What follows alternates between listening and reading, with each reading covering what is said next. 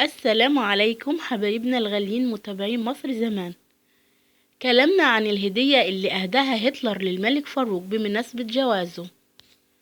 اتجوز الملك فاروق ملك مصر والسودان سنة 1938 من صفيناز ذو الفقار، وغير اسمها وسماها فريدة، وبقيت الملكة فريدة ملكة مصر. وجات له الهدايا زي المطر كتيرة جدا من ملوك أوروبا والدول العربية والأجنبية والشخصيات الهامة، بس كانت أغلى هدية هي هدية الزعيم هتلر. أهدى الملك فاروق سيارة ماركة مرسيدس بنز من طراز 707 لونها أحمر موديل سنة 1937 بمناسبة جوازه من الملكة فريدة.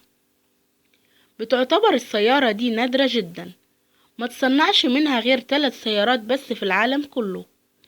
الأولى كانت لهتلر، كان بيستخدمها في مشاويره، وهي دلوقتي محتفظين بيها في متحف كندي، واشتروها بمبلغ عدى $1,000,000.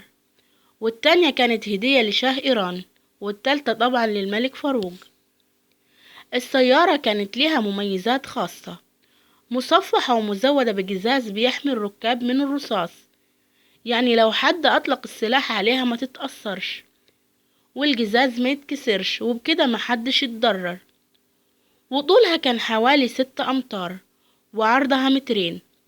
أما محركها فكان 6 سلندر بسعة 7655 سي سي، وبيتصل بنظام نقل 5 سرعات. وزنها حوالي 4800 كيلو جرام. الملك فاروق كان عنده مجموعة من السيارات، سيارات رياضية فخمة، بوجاتي ولانشا وأستون مارتن وام جي. السيارات دي اتعملت له بالطلب مخصوص، وكان بيمتلك 6 سيارات مميزين عنده بيحب دايما يستخدمهم، رولز رويس وسيارتين مرسيدس.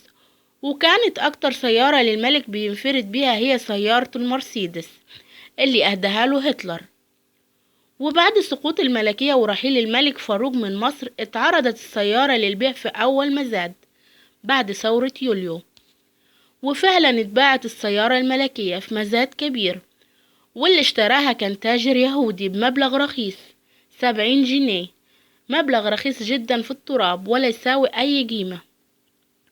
وبسرعة التاجر اليهودي شحنها على مركب من المراكب اللي مسافرة إيطاليا في نفس اليوم، عشان هو كان عارف قيمتها كويس وإنها تساوي ملايين مش ملاليم.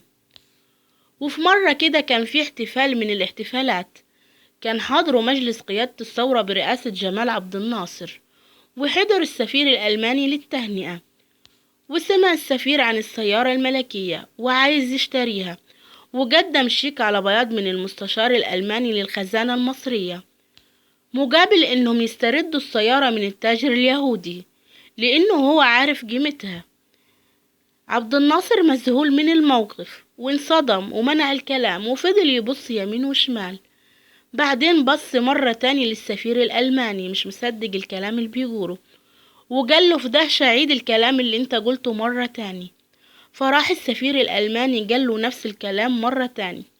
عبد الناصر مش مصدق، بص كده عبد الناصر للمشير عبد الحكيم عامر وسأله عن السيارة، فقال له: حكيم، اتشحنت بالفعل على مركب النهاردة سافرت إلى إيطاليا، وبكده ضاع على مصر مبلغ كبير من المال.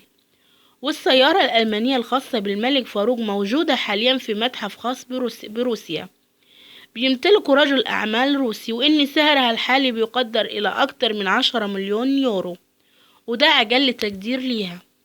وخلصت حكايتنا.